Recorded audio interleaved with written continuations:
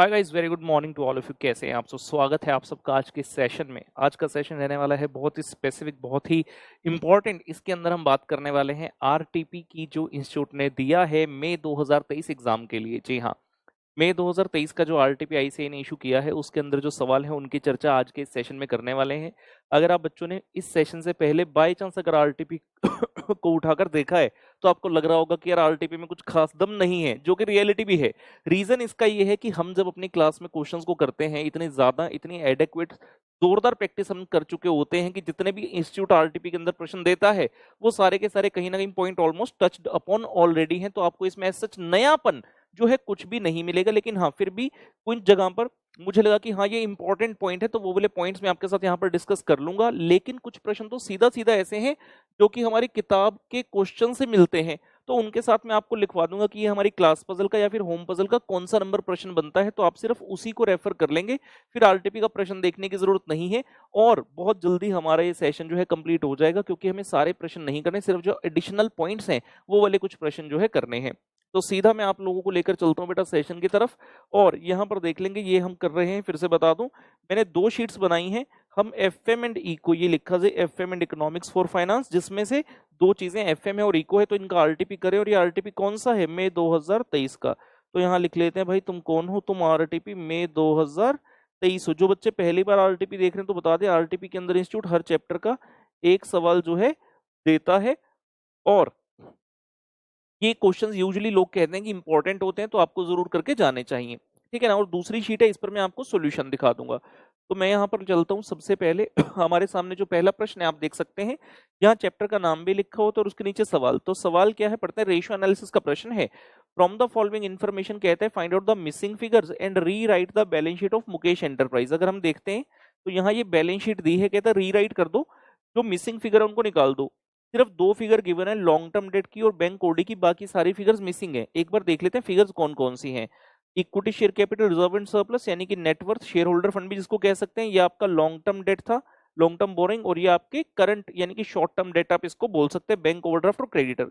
इस साइड है तो फिक्स्ड एसेट की कॉस्ट, मतलब ओरिजिनल कॉस्ट, फिर उसमें से एक्युमुलेटेड डेप्रिसिएशन को माइनस किया तो फिक्स्ड एसेट की डब्ल्यूडीवी। उसके बाद स्टॉक, डेटर और कैश, ये आपके सारे क्या है? करंट एसेट्स हैं, ठीक है। अब प्रश्न में चलते हैं। जब हमने क्लास में रेशियो चैप्टर किया है, मैंने एक ही बात पर आप लोगों को जो है जोर दिया है बार बार, कि इस चैप्टर में हमें मिसिंग फिगर्स निकालनी पड़ती हैं। कैसे? हमें लिंकिंग करनी पड़ती है। लिंकिंग करने के लिए जरूरी है सबसे पहले तो ऐसी रेशियो को ढूंढना जहां से आप स्टार्ट कर सकते हैं प्रश्न। क्वेश्चन में कोई भी मोनेटरी, कोई भी रुपये वाली फिगर दी होगी, और ऐसा रेशो जिसमें वो रुपी वाली फिगर यूज हो रही है, वो हमारे लिए वो वाला स्टार्टिंग पॉइंट बन जाता है। और फिर जो फिगर आएगी उस रेशो से दूसरी, उस फिगर को देखेंगे ये कौन से रेशो में फिट हो सकते हैं। इस प्रकार से हम करते हैं। तो एक बार फटाफट से गो थ्रू करते हैं। क्या क्या दिया है? Current ratio 2:1, acid test ratio यानी कि quick ratio 3:2, reserve and surplus है 20% of equity share capital, long term debt है 45% ऑफ नेटवर्थ। ये देखिए लॉन्ग टर्म डेट दिया है तो सीधा सीधा नेटवर्थ आ जाएगी हमारी। नेटवर्थ मतलब equity plus reserve and surplus, और फिर रिजर्व एंड सरप्लस बता रहे 20% ऑफ इक्विटी कैपिटल। तो ये आपस में सारी चीजें लिंक्ड है। उसके अलावा कुछ नई चीजें, स्टॉक टर्नओवर वेलोसिटी 1.5 मंथ। अब स्टॉक टर्नओवर रेशो होता है, स्टॉक वेलोसिटी होता है, उसने दोनों नाम लिख दिए, स्टॉक टर्नओवर वेलोसिटी। लेकिन क्योंकि टाइम में गिवन है तो हम ये जानते हैं स्टॉक वेलोसिटी है, यहां से हम स्टॉक टर्नओवर रेशो निकालेंगे 12 से इसको डिवाइड करके। सिमिलरली रिसीवेबल टर्नओवर वेलोसिटी मतलब डेटर्स का वेलोसिटी दिया है 2 मंथ्स का, डेटर टर्नओवर रेशियो निकल आएगा 12 डिवाइड बाय 2 यानी कि 6 आ जाएगा। फिर कहता है you may assume the closing receivable as average receivable. तो जो आपका क्लोजिंग डेटर आएगा उसी को, और जो एवरेज डेटर आएगा, क्योंकि फॉर्मूला में होता है net credit sales divide by average receivable, तो वो जो एवरेज आएगा कहता है उसी को क्लोजिंग मान लेना बैलेंस शीट के पर्पस के लिए। देन जीपी रेशो दिया है 20%, सेल दिया है 21 लाख, तो स्टार्टिंग पॉइंट तो मिल ही गया। सेल में से जीपी माइनस करेंगे, आपका सीओजीएस आ जाएगा। और सीओजीएस कहाँ यूज होगा? स्टॉक टर्नओवर रेशो में। फर्दर इसमें बता रहे बेटा, जो 25% सेल है वो कैश वाली और बैलेंस ऑन क्रेडिट। तो हमें डेटर वाले फॉर्मूला के लिए कितनी क्रेडिट सेल चाहिए? 75%, वो वाली फिगर भी पता चल गई। देन इट सेज कि भैया जो क्लोजिंग स्टॉक है 40,000 more than the opening stock है। मतलब जब आप स्टॉक टर्नओवर रेशियो का फॉर्मूला लगाकर एवरेज स्टॉक निकालेंगे, उस एवरेज में से ओपनिंग और क्लोजिंग दोनों अलग अलग कर सकते हैं, और जो क्लोजिंग डॉलर स्टॉक होगा वो हम यहाँ पर लिख देंगे। एंड क्वेश्चन एक और पॉइंट बता रहा है हमें, कहता जो accumulated depreciation it is 1/6 of the original cost of fixed asset. मतलब अगर ये ओरिजिनल कॉस्ट है एक्स, तो इसका x/6 1/6 of the original cost जो है एक्यूमुलेटेड डेप्रिसिएशन है, और WDV कितना रह जाएगा, x माइनस x/6। अगर इसको फर्दर सॉल्व करूं 6 LCM आ गया, 6x माइनस x यानी कि 5x/6। जो WDV है that is 5x/6, 5 times of original cost divide by 6, ये आपका ये बनेगा। तो ये सारा प्रश्न हमने पढ़ लिया। स्टार्टिंग पॉइंट क्या है, ऑब्वियसली सेल से स्टार्ट करेंगे। आइए सीधा मैं आपको लेकर चलता हूं उत्तर की तरफ। तो सेल्स 21 लाख है, जीपी माइनस किया 20%, ये आपका सीओजीएस आ गया पुत्र 16,80,000 रुपए का। अब क्वेश्चन में मैंने कुछ अपनी शायद नोटिंग्स भी की है जो आपको कराएं, ठीक है, आसान है। उसने आपको जो वेलोसिटी है, क्वेश्चन ने बताया डेटर वाली वेलोसिटी है भाई 2 मंथ्स की, तो यहां से आपका जो डेटर टर्नओवर रेशो है वो आ जाएगा 6 टाइम, वो आ जाएगा 6 टाइम्स। और टर्नओवर रेशो का फॉर्मूला हम जानते हैं क्या होता है, net credit sales upon average receivable. तो debtor turnover ratio 6 is equal to net credit sales. आपकी टोटल सेल 21 लाख है। क्वेश्चन ने कहा था इसमें से जो कैश सेल है वो 25% है और बैलेंस यानी कि 75% क्रेडिट है। तो हम इसमें से कर लें, अगर 25% है कैश और 75% है क्रेडिट, तो कितनी वैल्यू आ जाएगी, मैं लिख देता हूं एक बार। कैश सेल आ रही है 5,25,000 और 75% क्रेडिट सेल है जो आ रहा है 15,75,000। तो data termination net credit sale 15.75 lakh divide by average receivable. और यहां से आप जब एवरेज रिसीवेबल निकालेंगे तो मैं बता दूं ये आ जाएंगे 2,62,500। क्वेश्चन ने कहा था जो एवरेज है उसी को क्लोजिंग मान लेना, तो 262,500 ये क्वेश्चन ने बैलेंस शीट बनाई हुई है। ये फिगर गिवन थी, ये फिगर गिवन थी, और रिसीवेबल हमने ढूंढ लिया, वो भी आकर यहाँ पर लिख दिया, ठीक है ना। जिन बच्चों ने रेशियो चैप्टर किया हुआ किसी प्रकार की कोई दिक्कत इसमें आनी नहीं चाहिए, आराम से ये हम कर सकते हैं। उसके बाद stock turnover velocity, similar manner में हम कहेंगे भाई जो स्टॉक वेलोसिटी आपको गिवन है क्वेश्चन के द्वारा ये है 1.5 मंथ। तो from here the stock turnover ratio is equal to 12 divide by 1.5, ये आ जाएगा आपका 8 टाइम्स का, ये आ जाएगा 8 टाइम्स का। जैसे स्टॉक टर्नओवर रेशियो है फॉर्मूला होता है stock turnover ratio is equal to COGS which is 16,80,000 divide by average stock, divide by average stock. तो आप यहां से जैसे ही एवरेज स्टॉक निकालेंगे, ये एवरेज स्टॉक आ गया जी 2,10,000 रुपए का। एंड वी नो एवरेज का मतलब है opening plus closing divide by 2, तो opening stock plus closing stock divide bye 2। Question ने हमें क्या कहा था, जो आपका ये देखिए क्लोजिंग स्टॉक है it is 40,000 more than opening, तो क्लोजिंग को मैं क्या लिख सकता हूँ, ओपनिंग प्लस 40,000। ये देखिए, तो यहां से उसने क्या किया, ठीक है, किसी भी तरह से आप कर लीजिए। ये आपका जो आंसर है फाइनली आ जाएगा क्लोजिंग स्टॉक 2,30,000 रुपए का। किसी भी तरह से कर लीजिए। पहले इन्होंने क्या किया, इसको क्रॉस मल्टीप्लाई किया तो ओपनिंग प्लस क्लोजिंग आ गया 420, और फिर हमें पता है जो क्लोजिंग स्टॉक है again right is eight opening stock plus 40,000, ठीक है ना। अब ये तो सिंपल मैथमेटिक्स है, 2 टाइम ओपनिंग स्टॉक, ये 40 उधर जाके माइनस हुए रह गया 3,80,000, तो ओपनिंग स्टॉक आ गया 380 डिवाइड बाई 2 1,90,000। और जो आपका क्लोजिंग स्टॉक है वो कितना था, ओपनिंग स्टॉक प्लस 40,000, तो आपका क्लोजिंग स्टॉक आ गया ओपनिंग स्टॉक प्लस 40,000, ये हो गया पुत्र 2,30,000 रुपए का। तो ये क्लोजिंग स्टॉक 2,30,000, इसे भी हम जाकर बैलेंस शीट में इजिली लिख सकते हैं। फर्दर मूविंग ऑन, क्वेश्चन में करंट रेशियो बताई थी हमें। करंट रेशियो ये देखिए, करंट रेशियो 2:1 और एसिड टेस्ट रेशियो 3:2। हम जानते हैं करंट रेशियो का मतलब current acid divide by current liability, और क्वेश्चन में करंट एसिड के नाम से क्या है, stock debtor cash, current liability है बैंक ओडी प्लस क्रेडिटर। ये लीजिए करंट रेशियो गिवन एज पुत्र करंट एसेट बटे करंट लायबिलिटी, और क्योंकि करंट एसेट हमें पता है क्वेश्चन में 3 है, स्टॉक है, डेटर है, कैश है, लायबिलिटी में ओडी प्लस क्रेडिटर है। करंट रेशियो है 2 इज इक्वल टू स्टॉक की वैल्यू पता है, डेटर की पता है और बैंक ओडी की पता है, इन सबको भर लिया, क्रॉस मल्टीप्लाई कर दिया आपने, यहां से आपने कर लिया। और आपकी दो टर्म्स हैं जो क्वेश्चन में है ही नहीं, which is cash and the creditor. Creditor को उसने पेएबल वर्ड लिख दिया, आप क्रेडिटर भी लिख सकते हो, कोई दिक्कत नहीं। तो यहां से उसने एक इक्वेशन बना ली कैश और क्रेडिटर की, तो आप भी बना सकते हैं, कोई दिक्कत नहीं है इसमें क्रॉस मल्टीप्लाई करते हुए। वहीं उसने आपको quick ratio acid test ratio भी बताया, ये देखिए मैं वापस से दिखा दूं, एसिड टेस्ट रेशियो क्वेश्चन ने आपको बताई है 3:2 की। ये लीजिए एसिड टेस्ट रेशियो, जिसमें आपके सारे एसेट्स आते हैं एक्सेप्ट दी स्टॉक। तो कौन कौन से आगे, डेटर एंड कैश, और डिनोमिनेटर में रहता है करंट लायबिलिटी, और ये गिवन कितना है 3/2। डेटर की वैल्यू पता है 260 to 500, कैश की नहीं पता और डिनोमिनेटर में बैंक ओडी की पता है, क्रेडिटर की नहीं पता, तो इसको भी आपने क्रॉस मल्टीप्लाई किया, एक इक्वेशन आपकी यहां से बन गई। अब आपने जो वैल्यू यहां से कैश की निकाली थी उसको आप यहां पर फिल कर दें तो आपकी क्रेडिटर्स और कैश की फिगर आ जाएगी। ये सिंपली आप मैथमेटिक्स अप्लाई कर सकते हैं। तो हमारे सामने क्रेडिटर और कैश की फिगर्स भी आ गई। क्रेडिटर्स और कैश की फिगर को भी हमने यहाँ पर कॉपी पेस्ट कर दिया बैलेंस शीट के अंतर्गत। अब रह गई बाकी बातें। बाकी बातों में हम अब किस रेशो को उठाएंगे? क्वेश्चन में हमें लॉन्ग टर्म डेट बताया था कि भाई ये जो है ना ये 45% ऑफ नेटवर्थ है। ठीक है, आइए देखते हैं लॉन्ग टर्म डेट। क्वेश्चन ने कहा था long term debt is 45% of net worth, LTD is equal to 45% of net worth, that is I can say LTD is equal to net worth into 0.45 और I can say net worth is equal to long term debt divide by 0.45। तो ऐसा करते हुए आपके पास जो value है बेटा net worth की आ जाएगी 15 लाख और नेटवर्थ का मतलब होता है equity share capital plus reserves. Question में ये दो चीजें आपको गिवन है, ये 15 लाख हो गया। और ये भी हमें बताया कि जो क्वेश्चन कह रहे हैं reserve and surplus is equal to 20% of equity share capital means 0.20 of ESC. तो इक्विटी शेयर कैपिटल को एज इट इज लिख लिया और रिजर्व्स की जगह, ये देखिए रिजर्व्स की जगह हमने क्या लिख दिया 0.2 ऑफ इक्विटी शेयर कैपिटल। ये टोटल किसके इक्वल है? 15 लाख के। यहां से फर्दर हमने सॉल्व किया तो इक्विटी शेयर कैपिटल 12,50,000 और रिजर्व्स 2,50,000 आ जाता है। ये लीजिए, तो ये दोनों वैल्यूज भी मिल गई। जैसे ही हमने ये दोनों वैल्यूज पुट इन की हमारे पास बैलेंस शीट की लायबिलिटी साइड का टोटल आ गया 26,35,000। ऑब्वियस है, अगर तुम इतने हो तो तुम भी इतने हो। जब 26,35,000 में से ये करंट एसेट्स माइनस किए तो आपके सामने ये बैलेंसिंग फिगर आ गई थी 17,15,000 रुपए। लेकिन क्वेश्चन में इस बार एक और छोटा सा पॉइंट है, फिक्स्ड एसेट की कॉस्ट और एक्युमुलेटेड डेप्रिसिएशन का, तो आपको उसे भी निकालना पड़ेगा, जिसके लिए मैंने आपको प्रश्न के शुरू में ही बता दिया था। हमारे पास ये वैल्यू आई थी 5x/6। ये जो आपकी WDV है 5x/6 उसकी वैल्यू मिल गई 17,15,000। तो इसको मैं कर देता हूं यहाँ पर। ये वैल्यू है 5x/6 इज इक्वल टू 17,15,000। तो 5x is equal to 17,15,000 into 6 करेंगे, ये आ रहा है 1,02,90,000। तो x will be 1,02,90,000 divide by 5। ये आ गया पुत्र 20,58,000। और अगर आपको याद हो हमने x किसे माना था? ओरिजिनल कॉस्ट को।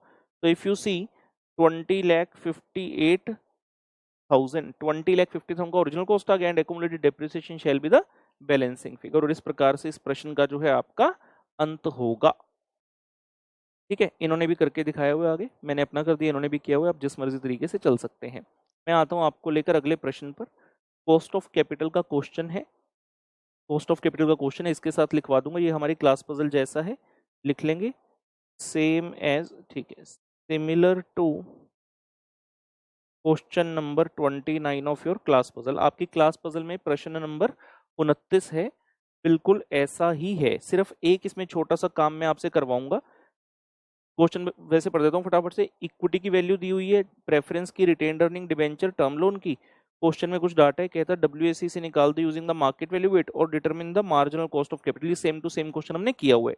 इसमें सिर्फ एक चीज मैं आपको करवाऊंगा, KE निकलवा दूंगा क्लास में। आइए एक बार पढ़ लें प्रश्न को। कहता कंपनी की लास्ट ईयर की अर्निंग थी 5 रुपए। It maintains a dividend pay out ratio of 60%। ठीक है, मतलब आप रिटेन कर लेते हो 40% और डिविडेंड देते हो 60%। कहता जो रिटर्न ऑन इक्विटी है वो है 10%। मार्केट प्राइस पर शेयर इज 20.8 रुपी।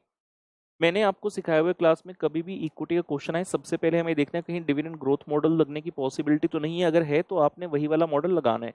अब डिविडेंड ग्रोथ मॉडल का फॉर्मूला होता है D1 divide by P0 plus G, जिसमें आपको P0 दे दिया, उसने डिविडेंड का डाटा दे दिया, 5 रुपए का पिछले साल था, 60% डिविडेंड की, 3 रुपए का D0 है। और जी के बारे में उसने स्पेसिफिकली कुछ नहीं बताया, लेकिन एक हिंट हमें दे दिया, रिटर्न ऑन इक्विटी 10%। क्लास में हमने डिटेल में फॉर्मूला किया हुआ है कि जो जी होता है that is B into R, retention ratio multiply by अब उसके ऊपर अर्न कितना करते हैं। तो क्वेश्चन ने कहा 5 रुपए कमाया, 60% डिविडेंड दे दिया, मतलब 40% रिटेन कर लिया, 0.40 आपने रिटेन कर लिया और उसके ऊपर आप रिटर्न कितनी कमाते हैं? 10% की। तो आपका यहाँ से जो जी है ना बेटा वो आ जाएगा 4%। तो ये क्वेश्चन में अच्छा पॉइंट है, हिडन पॉइंट है।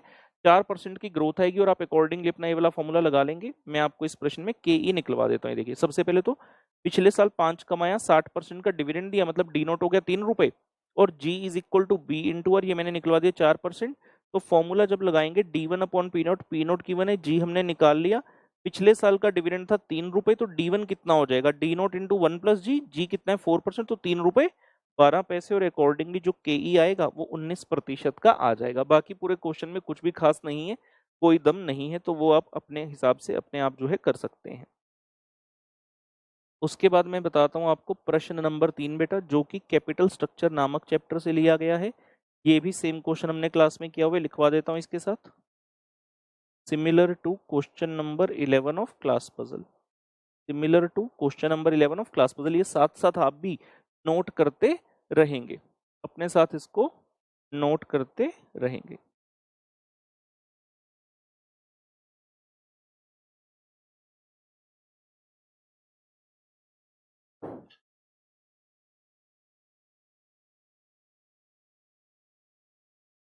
ठीक है, फोर्थ क्वेश्चन आता है लीवरेज चैप्टर का। ये वाला प्रश्न भी हमने क्लास में किया हुआ है। ये है similar to question number 11 of home puzzle, ऐसा नोट लिख लेंगे, similar to question number 11 of home puzzle. ठीक है, पिछला क्वेश्चन एक बार वैसे देखना चाहते हो देख दे, बता देता हूँ। कहता जी कुछ कैपिटल स्ट्रक्चर है, एडिशनल फंड्स रिक्वायर्ड इतने रुपए के हैं, और दो ऑल्टरनेटिव है, एक ऑल्टरनेटिव ये है और दूसरा ये है, बताओ कौन से पैसा रेज करेंगे। तो ये चीजें हम कर चुके हैं। फिर लीवरेज का कह रहा है, 3 कंपनीज का डाटा दिया हुआ है आपको, ये देखो ये डाटा दिया हुआ है। हमने कितनी बार क्लास में ऐसे क्वेश्चन किया गया था, तीनों की इनकम स्टेटमेंट बना देना और कमेंट कर देना इनकी पोजीशन और स्ट्रक्चर पे, तो वो हम इजीली कर सकते हैं। अगला प्रश्न आ रहा है इन्वेस्टमेंट डिसीजन यानी कि कैपिटल बजटिंग। जिन बच्चों ने क्लास ध्यान से लगाई है उनको तो देखते ही समझ आ जाएगा क्वेश्चन में ये वाला डाटा कि भाई ये क्वेश्चन तो हमने क्लास में किया हुआ। बिल्कुल सेम लिख लेंगे, same as question number 26 of home puzzle. Same to same question हमने किया हुआ है। आपने कुछ नया जो है प्रोडक्ट बनाना है, उसके लिए उसने कैपेसिटी बताया कितना कितना यूनिट्स आप बना सकते हो, और कुछ खर्चे वगैरह दिए और नीचे कुछ खर्चे दिए, तो आपसे पूछते कि बताओ प्रोजेक्ट एक्सेप्ट करें या ना करें। आसान है। फिर आ रहा है risk analysis in capital budgeting का क्वेश्चन, किस बारे में है बता देता हूँ एक बार। वैसे ये भी हमने क्लास में किया हुआ है। इन्वेस्टमेंट है 55 लाख रुपए की करनी है, एक्सपेक्टेड लाइफ है 5 साल की, स्क्रैप है नहीं, 3 लाख यूनिट बनाएंगे बेचेंगे, 20 रुपए का प्राइस होगा, वेरिएबल कॉस्ट 12 रुपए की, फिक्स कॉस्ट 6 लाख रुपए की, 14% का कॉस्ट ऑफ कैपिटल, एनपीवी निकाल दो। कहता सेंसिटिविटी भी निकाल दो, 10% डिक्रीज करना सेल प्राइस में और सेल वॉल्यूम में, और 10% इंक्रीज करना फिक्स कॉस्ट में। इस तरह से सेंसिटिविटी बता दो। कोई दम नहीं है क्वेश्चन में, खासकर तब जब ना टैक्स है ना डेप्रिसिएशन है। लिख लीजिए, similar to question number 12 of class puzzle. आसान आसान प्रश्न है, जिन बच्चों ने अच्छे से किया हुआ है क्लास में, कोई हमें दिक्कत नहीं आ सकती।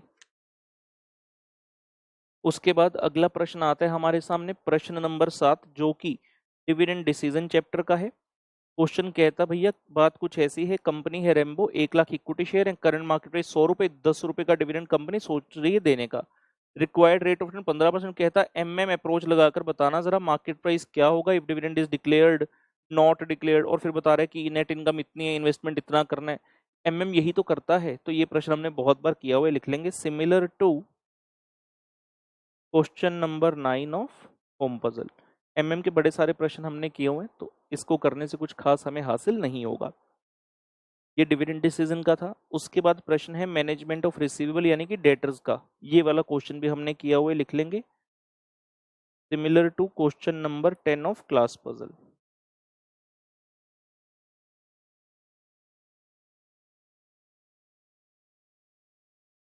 Similar to question number 10 of class puzzle, normal question है। कहता है जी ये वाली क्रेडिट टर्म्स है हमारी, एवरेज कलेक्शन पीरियड है 30 दिन का, सेल्स है 50 लाख की, 30% कस्टमर डिस्काउंट अवेल करते हैं, बेड डेट यानी कि डिफॉल्ट चांसेस है 5%, पीसीए 65% की, टोटल कॉस्ट है 85, मतलब 20% at current level is your fixed cost. Sale है 50 लाख की, इसका 20% करोगे तो 10 लाख की फिक्स कॉस्ट है करंटली।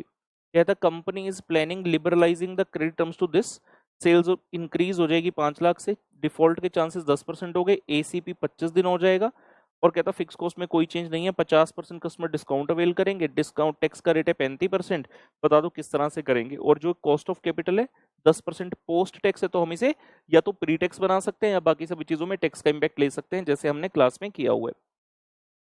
उसके बाद प्रश्न आता है मैनेजमेंट ऑफ वर्किंग कैपिटल का। है इस क्वेश्चन में भी कुछ ज्यादा नयापन नहीं, लेकिन हाँ मुझे कुछ लगा एक दो पॉइंट डिस्कस करना है, तो मैं ये वाला प्रश्न आपसे डिस्कस करूंगा।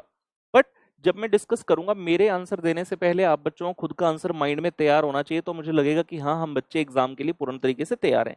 कहता भैया एक कंपनी है, इसका मैंने लिख दिया था, तो इस कहता है जी कल्याण लिमिटेड नामक एक कंपनी है जिसने इंफॉर्मेशन प्रोवाइड करी है 2021-22 की। By working at 60% of the capacity, company was able to generate the sales of 72 lakh। 60% capacity पर काम करने से 72 लाख की सेल है। अगर इतनी ही लाइन को पढ़ूं तो 100% कैपेसिटी पर मैं सेल्स निकाल सकता हूँ। 72 लाख डिवाइड बाय 60% जो आ जाएगा 120 लाख का। 120 लाख, हाँ जी 120 लाख। फिर बता रहा है direct labour cost per unit है 20 रुपए की, ठीक है। डायरेक्ट मटेरियल कॉस्ट है 40% ऑफ द सेलिंग प्राइस। अब सेलिंग प्राइस पता होना चाहिए उसके लिए, तो कहता selling price was 3 times the direct labour cost. अरे डायरेक्ट लेबर कॉस्ट कितनी है 20, तो 20 रुपए का 3 गुना करेंगे तो सेलिंग प्राइस आ गया 60 रुपए। मटेरियल कितना है 40% ऑफ सेलिंग प्राइस, तो 60 रुपए का 40% किया बेटा कितना आ गया 24 रुपए का। और कहता प्रॉफिट मार्जिन जो है वो 25% है on the total cost. Cost के ऊपर 25% है, तो हम वहां से करते हुए लिख जी, मैं कहता हूँ भैया लेट कॉस्ट प्राइस 100, उसके ऊपर प्रॉफिट है आपका 25, तो आपका जो सेलिंग प्राइस है वो हो गया 125। तो profit on cost price is 25/125, that is 1/5। तो करंट सिनेरियो में जहां आपका सेल प्राइस 60 रुपए है, यहाँ आपका जो प्रॉफिट होगा 60 रुपए का 1/5 यानी कि हो गया 12। तो जो कॉस्ट रह गया सेलिंग प्राइस माइनस प्रॉफिट यानी कि 60 माइनस 12, कॉस्ट आ गया 48 रुपए का। जिसमें से क्वेश्चन ने आपको कहा मटेरियल है 24 का, लेबर है 20 की। इसकी अगर डिस्टिंग्विश करूं, मटेरियल है 24 का, डायरेक्ट लेबर है 20 की, तो कितना हो गया 44। 4 रुपए और भी है, तो इसके लिए हम नाम रख देंगे भाई ये डायरेक्ट एक्सपेंस रख दो, अदर एक्सपेंसेस का नाम हम रख सकते हैं। तो ये करंटली जो डाटा है 21-22 का, वहां से हमने ये सब इंटरप्रिटेशन कर ली है। आगे देखते हैं। क्वेश्चन कहता अब अगला साल जो है for the year 2020 to 23 company makes the following estimate, production and sales will increase to 90% of its capacity. अच्छा अच्छा ठीक है, एक चीज और भी तो कर सकते हैं यहाँ से। हमें सेलिंग प्राइस जैसे ही पता चला 60 रुपए है, तो मैं सेल्स के यूनिट्स निकाल सकता हूँ। आपने 72 लाख की सेल की, 60 रुपए का प्राइस था, मतलब आपने कितने यूनिट्स करे होंगे 1,20,000। जी बिल्कुल, तो 1,20,000 यूनिट्स आ गए एट 60% कैपेसिटी। वो कह रहा है भैया हम 90% कैपेसिटी पर काम करेंगे, तो यहाँ से मैं ये 60% कैपेसिटी पर निकला। अगर मुझे 90% कैपेसिटी पर करना हो तो सेल्स के यूनिट्स आ जाएंगे। 1,20,000 यूनिट्स बनते हैं एट 60%, तो 90% कैपेसिटी पर कितने बनेंगे, डिवाइड बाई 60 इंटू 90, ये आगे जी 1,80,000 यूनिट। उम्मीद करता हूँ इसमें कोई दिक्कत नहीं होगी। Further raw material per unit price will remain unchanged, material का 24 था 24 ही रहेगा। Direct expense per unit will increase by 50, तो ये जो था हमने इसका नाम रखा था डायरेक्ट एक्सपेंस, वो यहाँ से भी क्लेरिफाई हो गया, कहते ये इंक्रीज बाय 50% कर जाएंगे पर यूनिट पर। तो 4 की बजाय कितना हो जाएगा, यहाँ लिख दूं एक बार, आपका जो डायरेक्ट मटेरियल है बोला 24 ही रहेगा। जो डायरेक्ट एक्सपेंस है ये 4 रुपए था, 50% से बढ़ जाएगा यानी कि 6 रुपए। और जो डायरेक्ट लेबर है इट विल इंक्रीज बाय 10%। जो डायरेक्ट लेबर थी वो आपकी थी 20 रुपए, उसमें 10% बढ़ जाएगा तो ये हो जाएगा 22 रुपए। तो जो टोटल कॉस्ट है एक प्रकार से 24 और 6 30, 30 और 22 52 52। कहता है despite the fluctuation in cost structure company wants to maintain the same profit margin on sale. Profit percentage same रहेगी। अब सेल के ऊपर कहता सेम परसेंटेज रहेगा, अरे सेल का सेम परसेंटेज का मतलब कि उतना ही कॉस्ट पे भी रहेगा ना। अगर मैं यहाँ देखूं आप सेल के ऊपर 1/5 यानी कि 20% कमा रहे थे, और क्वेश्चन कहता मैं तो आगे भी 20 कमाऊंगा, तो बढ़िया है। मतलब आप अगर कॉस्ट पे 25 कमा रहे थे तो अब भी कॉस्ट पे 25 ही कमा रहे हो। तो हमारे पास टोटल कॉस्ट है 52, इसके ऊपर प्रॉफिट कितना है बोला 25%, तो 52 का 25% यानी कि 1/3 13, और ये आपका सेल्स प्राइस आ गया 65 रुपी। यहाँ से ये सारा डाटा हमें डिड्यूस करना होगा, तभी हम आगे बढ़ सकते हैं। ऐसा नहीं कि कोई नामुमकिन वाली चीज है, लेकिन हाँ कुछ नयापन लगा तो यहाँ तक हम पहुंच गए। उसके आगे का डाटा बता रहे वर्किंग कैपिटल संबंधित, तो पहले मैं यहाँ तक का डाटा जो है आपको दिखा देता हूँ जो हमने किया, क्या वो हमारा यहाँ से इनसे मैच कर जाता है। ये रहा प्रश्न नंबर 9 था इसका नंबर, ये लीजिए। ये है फाइनेंशियल ईयर 21-22 और ये है फाइनेंशियल ईयर 22-23। ये खर्चों के नाम direct material, direct labour, direct expense, सबको मिलाया टोटल कॉस्ट विद प्रॉफिट और सेल्स। ये देखो करंट वाला लेवल 2021-22 मतलब जो आपका पिछला साल चला गया 24 रुपए, 20 रुपए, 4 रुपए, टोटल कॉस्ट 48, 12 का प्रॉफिट और सेलिंग प्राइस 60 रुपए। और नंबर ऑफ यूनिट्स कितने हैं, नंबर ऑफ यूनिट्स है 1,20,000। और आप जब कर नेक्स्ट ईयर में जा रहे हो तो नंबर ऑफ यूनिट्स है 1,80,000। प्राइस देख लीजिएगा पर यूनिट का, डायरेक्ट मटेरियल 24, लेबर हमने बता दिया 22, डायरेक्ट एक्सपेंस 6, टोटल हो गया 52, 13 रुपए का प्रॉफिट और 65 का पर यूनिट सेल हो गया।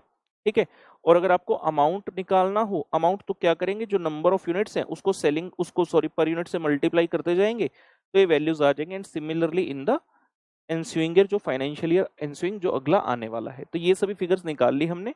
हम जानते हैं कि जब वर्किंग कैपिटल का क्वेश्चन करते हैं ये सारी फिगर्स हमारे पास हो तो हमें वर्किंग कैपिटल की स्टेटमेंट बनाना थोड़ा आसान हो जाता है। ठीक है, यहां तक कर लिया। अब प्रश्न में आगे बढ़ते हैं, क्या कह रहा है। कहता है raw material will be in stock for 1 month. ठीक है, हम सीधा सीधा कैलकुलेशन करने स्टार्ट करते हैं ना। ये लीजिए, स्टॉक ऑफ रॉ मटेरियल हमें तो नेक्स्ट ईयर का बनाना है ना, एक बार लो पढ़ा भी देता हूँ आपको नीचे जाकर। क्वेश्चन कहता है company wants to plans to apply for a working capital financing from bank for the year 22-23, तो estimate the net working capital receivables to be taken on sale। Question ने खुद कह दिया डेटर को सेल पर लेना, ना कि कॉस्ट ऑफ सेल पर। ऑल्सो कहता compute the MPBF maximum permissible bank finance for the company as per 3 criteria of Tandon committee. अब तीसरे क्राइटेरिया में कोर करंट एसेट चाहिए, तो उसके लिए क्वेश्चन कहता क्या करना, जो एफजी का स्टॉक है उसको कोर करंट एसेट मान लेना। कैलकुलेशन के लिए आसान कर दिया आपके लिए। ठीक है, तो एफजी का जो अमाउंट होगा स्टॉक का उसे कोर करंट एसेट मान लेंगे। ठीक है, रॉ मटेरियल 1 मंथ है, पूरा एक बार पढ़ाई ले जाऊं। FG will remain in stock for 2 months. Production cycle is 2 month, मतलब डब्ल्यूआईपी 2 मंथ्स का है। Credit period allowed by suppliers is 2 month. ये किसका हो गया जी, क्रेडिटर्स का टाइम पीरियड 2 मंथ है। जो सेल्स है वो हमने 3 जोन्स को की, zone A, zone B, zone C. Zone A को अपनी टोटल सेल का 50% बेचा 2 महीने के क्रेडिट पीरियड पर, जोन बी को 30% बेचा 3 महीने के पीरियड पर, और जोन सी को 20% बेचा कैश सेल पर। जो रिसीवेबल आएगा वो सिर्फ इन दोनों पॉइंट्स के लिए ही ऑब्वियसली आएगा, कैश सेल के लिए नहीं आएगा। मतलब जब डेटर्स की कैलकुलेशन करोगे तो 2 भाग में हमारी डेटर की जो कैलकुलेशन है बेटा वो होगी। क्या मेरी आवाज आपके दिलों तक पहुंच रही है? पहुंच रही है सर।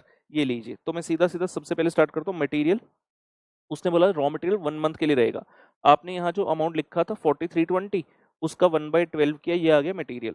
फिर आई डब्ल्यूआईपी की बात, रॉ मटेरियल, लेबर और डायरेक्ट एक्सपेंस। इसने कुछ अलग अंदाज में किया है, मैं आपको अपना जो नॉर्मल वे है उससे करके दिखा देता हूँ। तो हमारा सिंपल सा क्राइटेरिया क्या रहता है, डब्ल्यूआईपी के अंदर 3 पॉइंट है, ए, बी और सी। सबसे पहले मटेरियल की बात करें, मटेरियल का अमाउंट है 43,20,000। मैं अलग से अपना कर रहा हूँ, इनको छोड़ देता हूँ। 43,20,000 इंटू, क्वेश्चन ने कहा प्रोडक्शन साइकिल 2 मंथ है और डीओसी अगर ना गिवन हो तो हम मानते हैं 100% है। लेबर की बात करूं, अमाउंट है लेबर का 3960 और डायरेक्ट एक्सपेंस का 10,80,000। 39,60,000 10,80,000 मल्टीप्लाई 2/12 इंटू डीओसी अगर ना दियो तो मानते हैं 50%।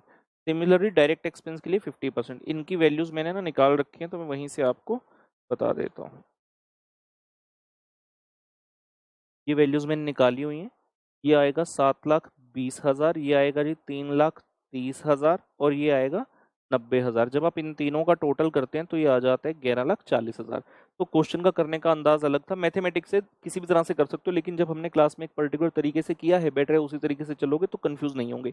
एफजी की बारी है, एफजी के लिए हम टोटल कॉस्ट ले लेते हैं प्रोडक्शन की, जो कि 93,60,000, और क्वेश्चन ने कहा था 2 मंथ्स का ही आप मेंटेन करते हैं तो 15,60,000। जहां आई रिसीवेबल्स की बात, ये इंपॉर्टेंट पॉइंट हो गया। क्वेश्चन में 3 जोन है, ए बी सी। सी वाला तो क्योंकि कैश सेल था, यहाँ कुछ भी नहीं आएगा, अमाउंट ए और बी में आएगा। क्वेश्चन ने कहा था जोन ए को आपने अपनी सेल्स का 50% बेचा। हमारा यहाँ पर टोटल सेल्स का अमाउंट कितना है पहले ये मैटर करता है। तो आपने 1,80,000 यूनिट्स बनाए और बेचे, और एक यूनिट है 65 रुपए का। तो 1,80,000 इंटू 65 करते हैं तो 1,17,00,000 आ जाता है। उस 1,17,00,000 में से 50% आपने जोन ए में बेचा, 30% जोन बी में। जोन ए वालों का जो क्रेडिट पीरियड है वो 2 मंथ्स है, जोन बी वालों का 3 मंथ्स है। तो अकॉर्डिंगली हमारे पास ये वैल्यूज आ गई। और कैश बैलेंस क्वेश्चन में एक बार देख लें, एक लाइन हमारी रह गई थी पढ़ने, ये दिया। कहता है जो कैश परचेज वगैरह कुछ नहीं है, लेकिन जो कैश बैलेंस है वो 1,11,000 होगा। तो जब हम वर्किंग कैपिटल की स्टेटमेंट बनाएंगे, इसमें कैश बैलेंस आ गया 1,11,000 रुपए का। तो टोटल ऑफ करंट एसेट्स हमारा आ जाता है जी 50,23,500। फिर बात आती है करंट लायबिलिटी की। अच्छा पॉइंट है, बेहतरीन पॉइंट है, पेएबल्स। अक्सर हम कहते हैं कि आप क्या कीजिए, जो पेएबल्स हैं उसको सेम रॉ मटेरियल कंज्यूम्ड वाली फिगर पर निकाल लीजिए, क्योंकि परचेज की फिगर नहीं होती। लेकिन इस प्रश्न में ऐसा नहीं है, क्योंकि पिछले साल का डाटा हमारे पास है। हम ये जानते हैं अगर आपको रॉ मटेरियल परचेज निकालना हो तो फॉर्मूला बनेगा opening stock plus purchase minus closing stock is equal to raw material consumed, जिसमें हमारे पास रॉ मटेरियल कंज्यूम्ड है कितना है कंज्यूम्ड रॉ मटेरियल, ये हमने निकाला हुआ ना 43,20,000 का, इस फिगर को यहाँ लिख दीजिए। हमने क्लोजिंग स्टॉक ऑफ मटेरियल भी निकाला, जो ये निकाल दें क्या है, क्लोजिंग स्टॉक ही तो है 3,60,000। ओपनिंग स्टॉक, ओपनिंग क्या है, जो पिछले का क्लोजिंग था, तो पिछले साल में आपका जो अमाउंट है मटेरियल का कितना था, 28,80,000, और 1 मंथ के इक्विवेलेंट आप अपने स्टॉक में रखते हैं, तो 28,80,000 रुपए का 1/12 अगर मैं करता हूँ, 28,80,000 डिवाइड बाय 12, ये आ जाते जी 2,40,000, 2,40,000। तो हमारे पास ये आएगा बैलेंसिंग फिगर 40, ये क्या है, ये नेगेटिव में है, नीचे से ऊपर की तरफ जाएंगे तो रिवर्स हो जाएगा, 43,20,000 प्लस 3,60,000 माइनस 2,40,000, ये आ रहा है आपका 44,40,000। तो ये भाई क्वेश्चन में तगड़ा पॉइंट है, इंपॉर्टेंट है। परचेज की वैल्यू 44,40,000, क्वेश्चन ने कहा 2 मंथ्स का पीरियड जो है हमें हमारे सप्लायर देते हैं, तो 7,40,000 रुपए की फिगर यहाँ पर आ जाती है करंट लाइबिलिटी की। अब करंट एसेट्स में से इसे माइनस करते हैं तो वैल्यू आती है 42,83,500, 42,83,500 रुपए की।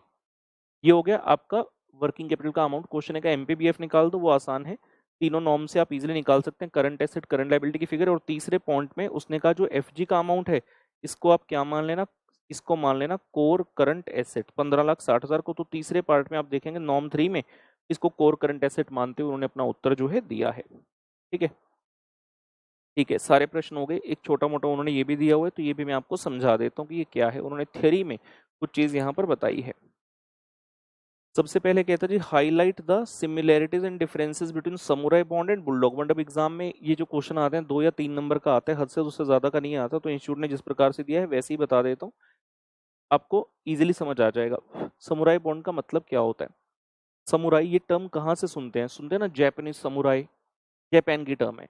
It's as simple as that, अगर आप ऐसी कंपनी है जो जापान की कंपनी नहीं है, you are not registered in Japan, but आप जापान में जाकर वहां के लोगों से पैसा रेज करना चाहते हैं, जैसे मान लो इंडिया में कंपनी है, इंडिया के लोगों से अगर पैसा रेज करना है तो आप क्या करेंगे, स्टॉक मार्केट है, आप अपना आईपीओ लेकर आएंगे, इंडिया से पैसा रेज कर लेंगे। ठीक है, लेकिन अगर आप इंडिया में हैं, इंडियन कंपनी है, और आपको इंडिया की बजाय मान लो जापान से जाकर पैसा रेज करना है, तो वहां पर जाकर आपको क्या इशू करना पड़ेगा, समुराई बॉन्ड इशू करना पड़ेगा, जिसके एवज में आप लोगों से पैसा लेंगे।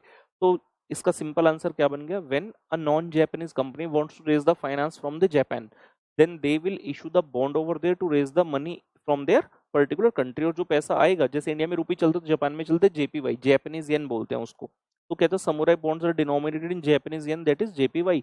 टोक्यो में इशू होते हैं, इशूअर कौन है, जो जापान की कंपनी नहीं है। कहाँ इशू करे, जापान में, तो रेगुलेशन वहां की फॉलो करनी पड़ेगी। पर्पस क्या है, access of capital in Japanese market, जो लोगों के वहां पैसा है वो अपने को उठाना है। इसका पैसा आप यूज कहाँ कर सकते हो, अपने जापानीज ऑपरेशन को फंड करने के लिए, या फिर जो कंपनी की लोकल अपॉर्चुनिटीज हैं वहां के लिए आप इसको यूज कर सकते हो। मतलब जापान कनेक्शन होना चाहिए। इस पॉइंट को रहने देंगे, फाइनल लेवल का है, कोई जरूरत नहीं। बुलडॉग बॉन्ड सिमिलर उसने कहा, एक बुलडॉग बॉन्ड, ये कहाँ यूज किया जाएगा, जब आपको पैसा यूरोप से लेना है, ग्रेट ब्रिटेन पाउंड जीबीपी में डिनोमिनेट किया जाता है।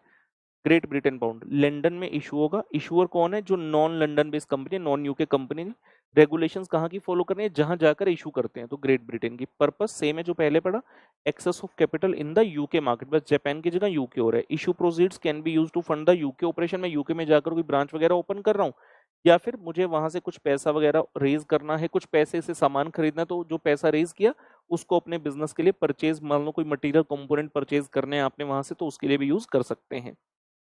ठीक है, और उसके बाद एक और प्रश्न हमसे यहाँ पर पूछा गया, explain the process of debt securitization. ठीक है, ये काफी अच्छा महत्वपूर्ण कॉन्सेप्ट है, तो पहले सिंपल बता देता हूँ, फिर इसका एग्जांपल के थ्रू मैं आपको समझाऊंगा। सिक्योरिटाइजेशन किसकी, डेट की। तो कहता है securitization is a process in which the illiquid assets, illiquid asset का मतलब हो गया ऐसा एसेट, मतलब बैलेंस शीट में एसेट साइड पर है लेकिन इल लिक्विड है। लिक्विड एसेट कौन सा होता है, जिसको पैसे में फटाफट बदल सकूं, लेकिन इसको फटाफट से बदल नहीं सकता। तो कहता हम क्या करते हैं, इनको पूल करते हैं इनटू मार्केटेबल सिक्योरिटी, और उसको इन्वेस्टर को बेच देते हैं। अब ये चल क्या रहा है सर, ऐसे कैसे हो जाएगा, तो एक एग्जांपल ले लेते हैं। इसने जो एग्जांपल दिया उसी को स्टार्ट करता हूँ, उसी के माध्यम से बताऊंगा। कहता मान लीजिए एक फाइनेंस कंपनी है, has given a large number of car loans. मान लो मेरी एक कंपनी है, मैं एनबीएफसी की तरह काम करता हूँ, नॉन बैंकिंग फाइनेंस कंपनी। लोगों को लोन देता हूँ जिसको भी चाहिए होता है। तो मेरी एक डिवीजन है कार लोन, जिसको भी कार लेनी होती है, लोन चाहिए होता है तो हमारे पास आते हैं, हम उसके डॉक्यूमेंट देखते हैं, लोन सैंक्शन कर देते हैं। लोन सैंक्शन करने का मतलब होगा कि फ्यूचर में मुझे उससे धीरे धीरे पैसा आता रहेगा और मेरी बैलेंस शीट में एक एसेट जाकर खड़ा हो गया रिसीवेबल के नाम से कि कार लोन रिसीवेबल, राइट। अब मेरे पास जितने पैसे थे मैंने सारे लगा दिए, अब मुझे धीरे धीरे पैसा आता जाएगा, लेकिन मैं ये चाहता हूँ कि किसी तरह जो है ये पैसा मुझे अभी के अभी आ जाए। आई वॉन्ट कि ये पैसा मुझे इमीडिएटली आ जाए, तो इस पैसे से मैं और लोन दे सकूं। लेकिन क्या मेरी विश पर ऐसा हो सकता है? आंसर है नहीं, we can not do such thing. तो हम क्या करते हैं, इस पैसे को, जो यहाँ पर एसेट्स पड़े हैं, एक स्पेशल पर्पस व्हीकल, एक एंटिटी बनाई जाती है एसपीवी, स्पेशल पर्पस व्हीकल। वो क्या करती है, हमसे सारा पैसा खरीद, हमसे सारे लोन खरीद लेती है। मतलब मेरे एसेट साइड से सारा लोन उन्होंने खरीद लिया, इसके ऊपर राइट अप आ गया एसपीवी का। बदले में वो मुझे क्या करते हैं, काफी सारा पैसा अभी दे देते हैं। बदले में मुझे काफी सारा पैसा दे दे, मेरे इल लिक्विड एसेट एकदम से लिक्विड हो गए, मेरे पास बैंक बैलेंस आ गया। ये एसपीवी के पास पैसा कहाँ से आएगा? सवाल उठो, उन्होंने मेरे जो लोन खरीदा, उन्होंने मुझे कैसा पैसे दिया? उन्होंने क्या किया, जितने भी ये लोन थे, मान लो किसी का 5 लाख का लोन, किसी का 2 लाख का, 3 लाख का, ऐसे सब लोन को इकट्ठा किया, मान लो 100 करोड़ रुपया बन गया। उन्होंने उसको 10-10 रुपए का एक यूनिट बना दिया शेयर की तरह। 10 करोड़ शेयर हो गए 10 रुपए के, इसको मार्केट में लोगों को दे दिया। जो इन्वेस्टर है उसको नहीं पता कि ये कार लोन है क्या है, वो तो उस कंपनी के शेयर्स खरीद रहा है, और वो कंपनी जो स्पेशल पर्पस व्हीकल था उसने लोगों से पैसा रेज किया, मुझे दे दिया। अब उनका क्या फायदा, जैसे जैसे धीरे धीरे कार लोन्स वाले लोगों से ईएमआई आती रहेंगी, वो पैसा जो है एसपीवी के पास आता रहेगा, और ईयर दर ईयर डिविडेंड की फॉर्म में यूनिट होल्डर जिन लोगों ने शेयर लिए थे उनको दिया जाता रहेगा। ये प्रोसेस होता है सिक्योरिटाइजेशन का। ये देखिए, तो लिखा है this process leads to creation of the financial instrument, जैसे कि share securities which represent the ownership interest और are secured by a segregated income producing asset और पूल ऑफ एसेट। बेसिकली जैसे इसमें कार लोन है आपका पूल ऑफ एसेट, ठीक है ना, वही बताया उसने। नॉर्मली इसमें क्या होता है, automobile, real estate, equipment loans etcetera, ये होता है। और ये सारी सिचुएशन जो यहाँ पर जो मैंने बोला बताई गई है, तो आपको एग्जाम्पल के थ्रू ही एग्जाम में समझाना है, टेक्निकल टर्म्स लिखने की जरूरत नहीं है, सिर्फ इतना लिखना आवश्यक है, illiquid assets are pooled into marketable securities that can be sold to investor। ये मेजर है, बाकी आप एग्जाम्पल के माध्यम से समझा सकते हैं।